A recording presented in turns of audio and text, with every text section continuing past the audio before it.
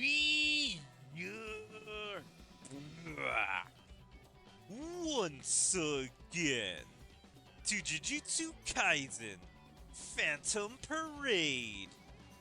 Today we are here continuing the main story, Chapter 6.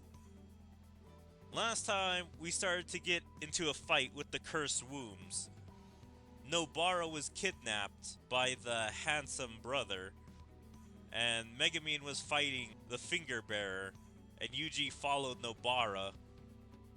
So we'll see what's gonna happen now, whether this sticks with Megumin or it's gonna be with Nobara and Yuji. The Origin of Blind Obedience, Episode 8. A Jujutsu sorcerer's growth never comes easy. With a firm base, good sense, and imagination, humans can change with the slightest of events.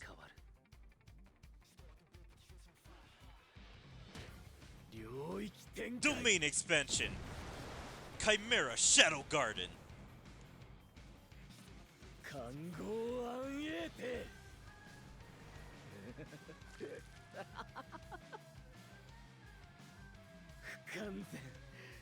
Although it's incomplete and ugly, it's enough for now.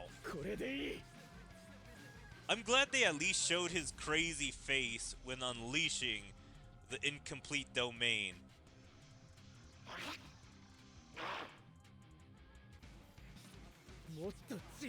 Be free to expand. Expand the interpretation of the curse technique.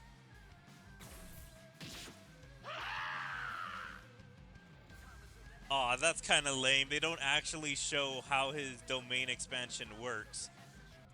In the domain expansion, it creates all this shadow goo that Megumin's able to use to create copies of all of his Shikigami, where they can't be destroyed now as long as they're in the domain.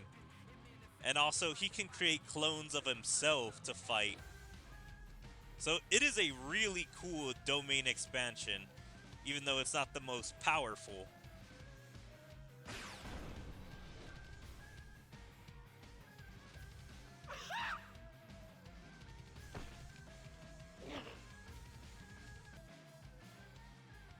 Divine Dog. Totality's claws emerge from the shadows and pierce the chest of the special grade Cursed Spirit.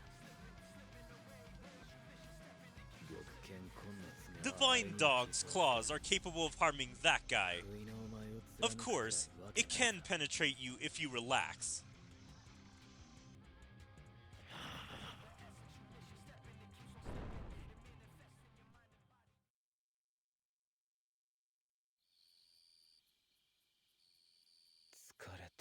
I'm so tired.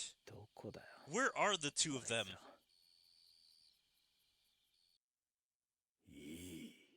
This is great. God, that's a crazy smile from Sukuna. But how is he able to sense Megumin?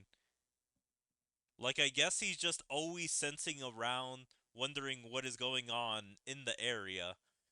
So even though Yuji isn't able to tell what's going on with Megumin, Sukuna is. Darn it! My head hurts so much! The Yasuhachi Bridge curse is just on top of the bridge. It didn't lift the curse that made her unconscious, right? This line is weird. The Yasuhachi Bridge curse is just on top of the bridge. Why can't he just say, the Yasuhachi curse is just on top of the bridge? Like, saying bridge twice in this sentence is weird. What's left is to let Itadori know about this finger.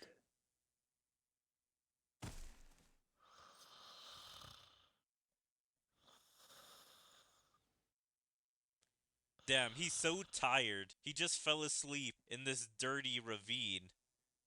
Like, I wonder if he fell in the water or if he just fell in the dirt. And plus, there could still be curses around. It's not safe to just sleep there. He's probably completely out of cursed energy, And that's why he's super tired, aside from being hurt. Fushiguro fell asleep. Not bad. And I got a new area to probably get resources. Cursed objects. Hell yeah. So now I can get probably gold objects now instead of just getting the silver ones.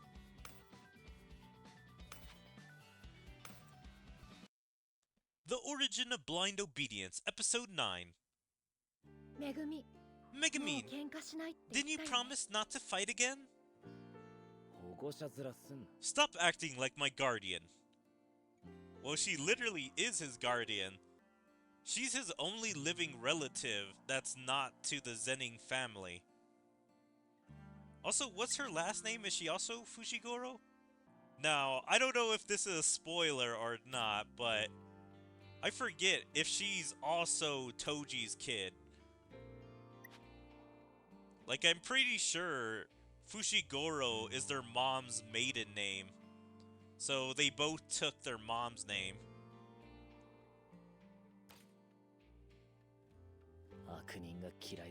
I hate bad guys. They use poor imagination and sensibility to live a good life for themselves.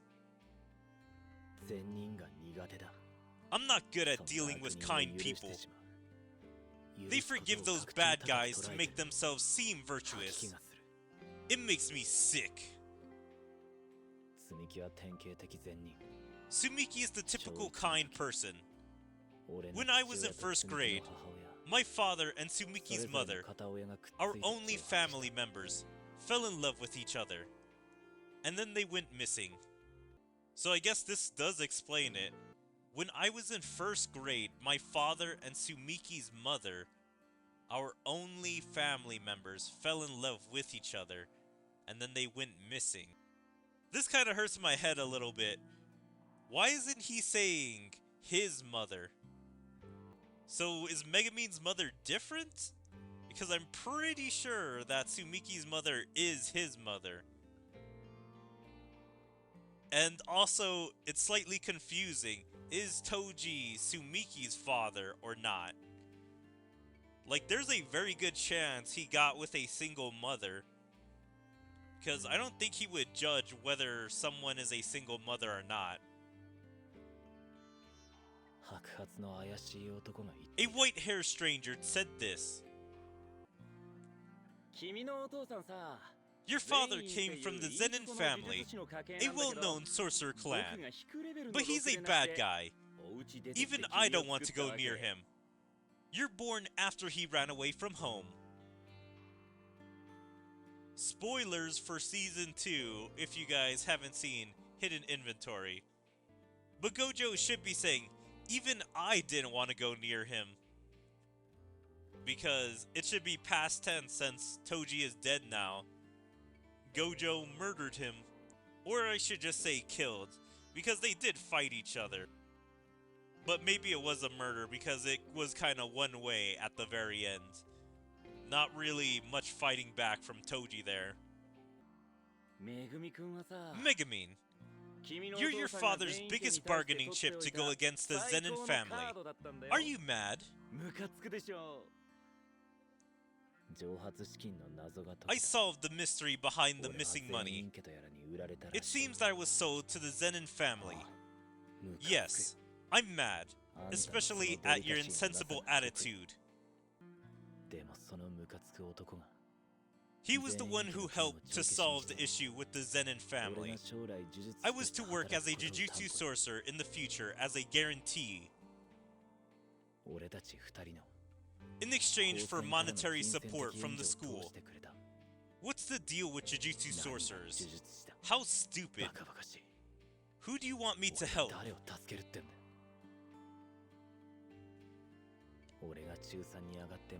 Sumiki was cursed right after I reached 3rd year in middle school. The origin and identity of the curse were unknown. There were others who got cursed similarly across the nation. The only thing we know is that we know nothing. Sumiki has been unconscious since that day. If I had the ability to curse someone, I would rather think about those who are dear to me. She always smiles and patronizes others. Being unable to forgive people is not a bad thing. That's part of your gentleness. Right, Megumin? She even acknowledged my nature. Even if Sumiki is such a person, she still gets angry when I hurt someone. God, I wish we would have gotten more characterization for Sumiki. Like, she is a very underdeveloped character. I used to think that she's annoying. I thought she's just a hypocrite. But now, I realized that I was wrong. Just like how I choose who to help, she was choosing to worry about me.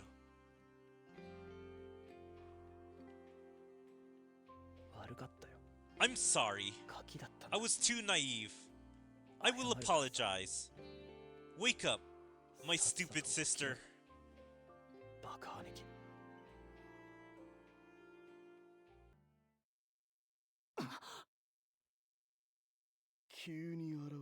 A strong presence appeared suddenly.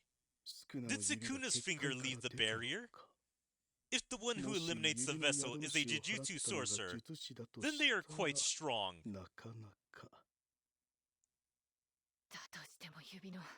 Even if they defeated the finger or the special grade cursed spirit, they couldn't have won unscathed. Are they alright? I wonder how a different timeline would have gone if the two brothers found the special grade cursed spirit first. Would these guys have been able to defeat it easily? Or would they have died trying to take down the finger bearer? Or would it have been a very close match? Ah! Stop right there! I slipped up. Please forget about what I said. Is he going to get the finger? How dare you escape with such a scornful method? Do you think you can get rid of me like this? I feel inferior about my back.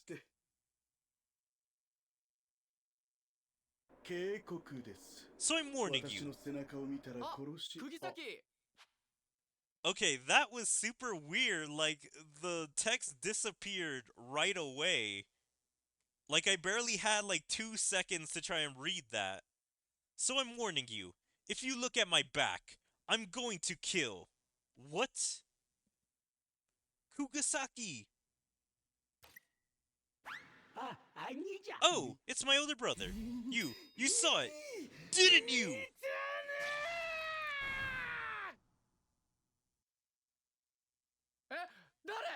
Who is this? I'm sorry! I'm sorry, brother! I didn't mean to! I'm going to kill you! Then why do you dress like this? So that's where that strange smell came from. Otherwise, it will feel stuffy! So is his back face his true face? Or are both his face real? Or can he talk and eat with both faces? Like, can he see from behind himself with those eyes? Because then I'm guessing this guy has full 360 vision and is able to see everything around him.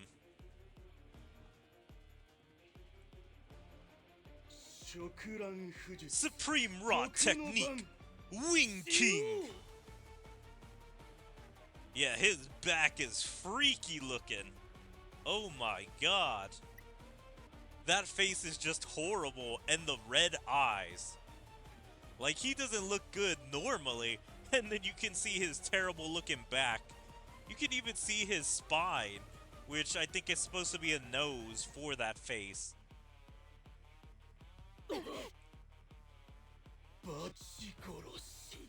Death by wasp! Now the cursed wombs are getting serious. I completely forgot that Megumin's fight happened sooner than these guys' fight. I thought they were fighting like at the exact same time, but apparently not.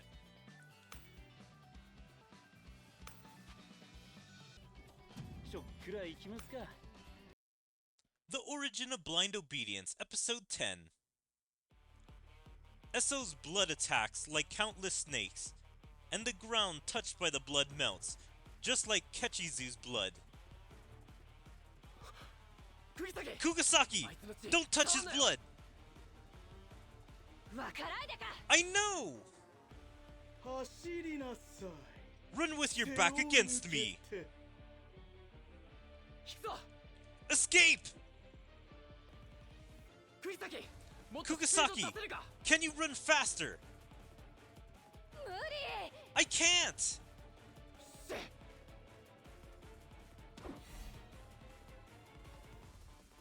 Without hesitation, Itadori pushes through the forest as fast as the wind, holding Kugasaki in his arms. What terrifying speed! He was carrying a person too! Damn it! They're going to escape! Forget it!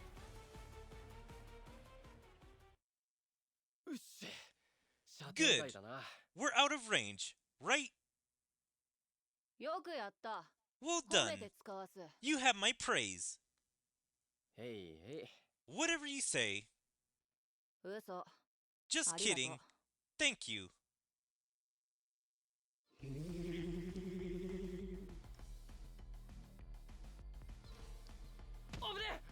It's dangerous!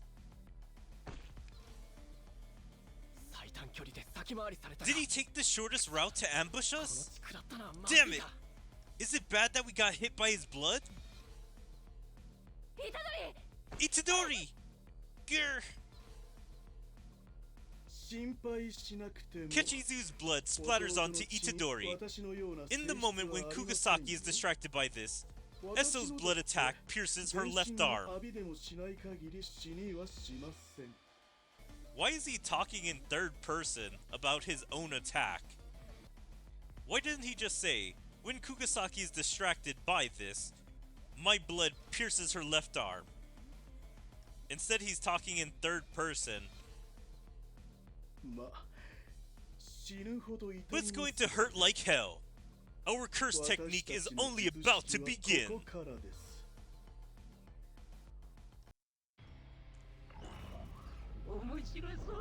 Their curse technique is blood manipulation, I'm pretty sure. Like, they just have a stronger variant than Noritoshi Kamo.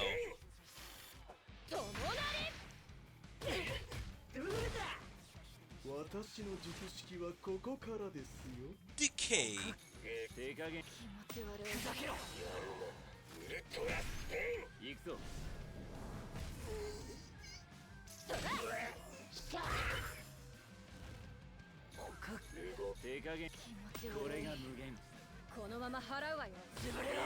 Yeah, there's like technique is slightly different because they have poison. And plus they can do some crazy stuff with their techniques compared to Kamo. Like, I think the Wing King actually gives Esso wings. And I'm pretty sure these guys have unlimited blood or very high amounts of cursed energy that they can make nearly unlimited blood. Let's see episode 11. The Origin of Blind Obedience, episode 11. Raw technique, decay.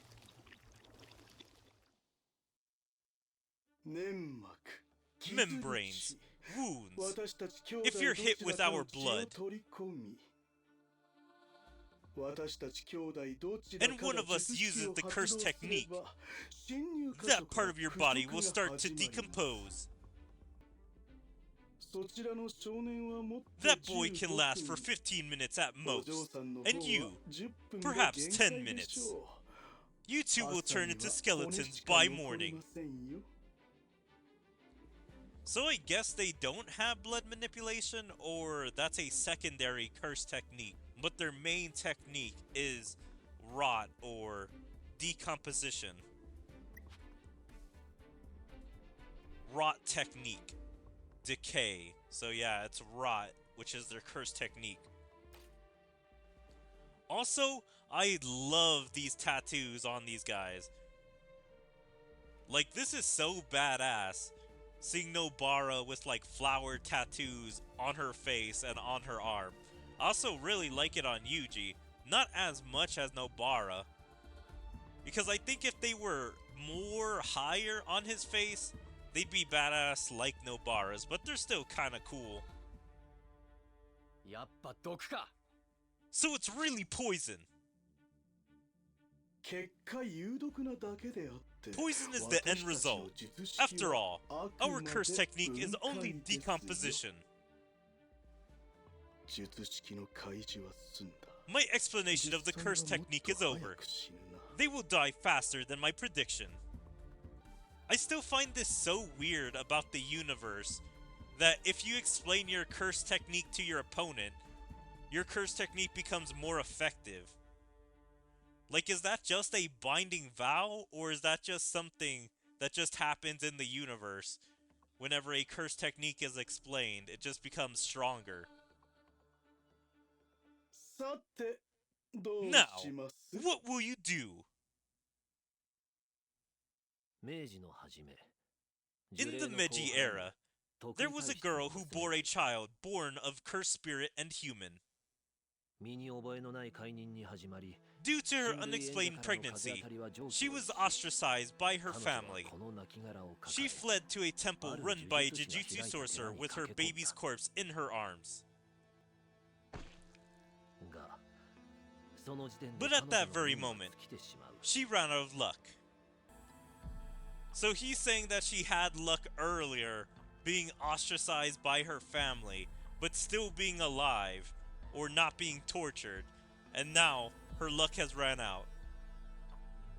Like, I really wouldn't call her lucky, having to live in exile from your family and the other villagers.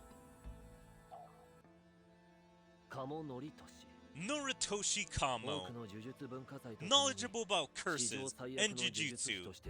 He is known as the evilest sorcerer in history, and the disgrace of the great families.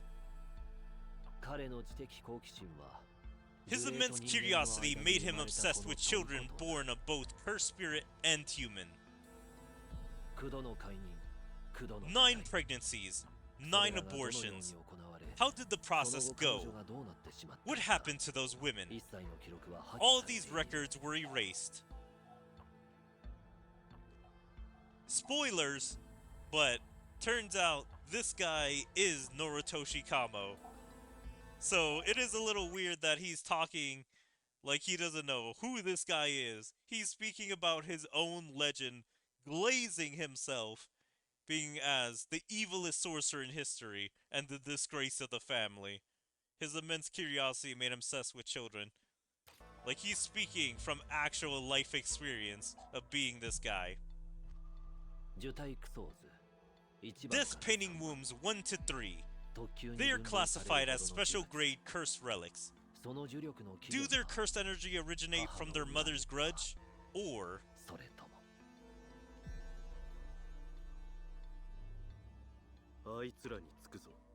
We'll side with the cursed spirits. Will it be okay? He looks quite suspicious, Chozo. The future painted by the cursed spirits is more beneficial to us. That's all. Don't be grateful to them for our incarnation. Brothers, listen carefully.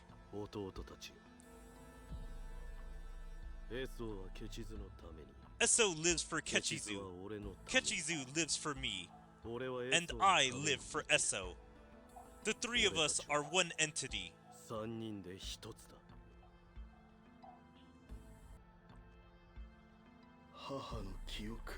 I don't remember anything about my mother. I also have borne no hatred towards humans or Jujutsu sorcerers. For 150 years, we relied on each other to endure the seal placed on us. For my brothers. If this is their wish, then I'm willing to sacrifice my life. If this is too painful, I can relieve your agony now. Cluck cluck. So you win once your curse technique lands on your mark. But what a shame.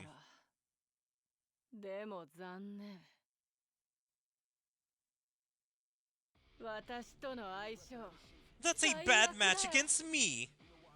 Yeah, she just looks so cool with these tattoos on her. I really wish the tattoos would have stayed, like, be permanent somehow. Either never leave their body, or at least stay very little on her. Like a face tattoo would have been cool for Nobara, or at least stay on her arm or neck. Straw Daw Technique! Resonance!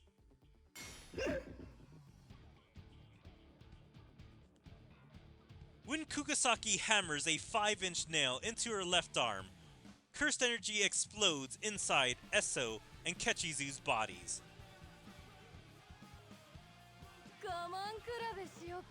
Let's have a game of endurance, shall we? You guys don't like pain, right? Then start crying and undo the curse technique. Wow, this image goes hard. I'm guessing this is a memory. And damn, she put it under her arm. Like she could have did an overarm nail. Why under? I'm just looking at everything around. I love the visuals of this. Like the camera view being below her to show the nail. Looking up at the moon and sky. And yeah, she really does rock these tattoos. Okay, I just want to go back to this for a second and look at the baby versions of the cursed wombs, or death painting wombs. So I'm guessing in the middle is Kechizu, while on the right is, I think, Eso, and on the left is Chozo. The reason I say the middle is Kechizu is because he's green. The one on the right kind of looks like Eso's back face, so I would imagine that's him. And the left one being Chozo. I have no real evidence for that, but that's the only other one it could be. And they do look kind of cute, if not a little horrifying. Like, they kind of remind me of, like, little ugly dolls that you would buy from a Hot Topic or some kind of store like that. Like something that's supposed to be ugly, but also cute. The battle with the Curse Womb death paintings is now fully commenced.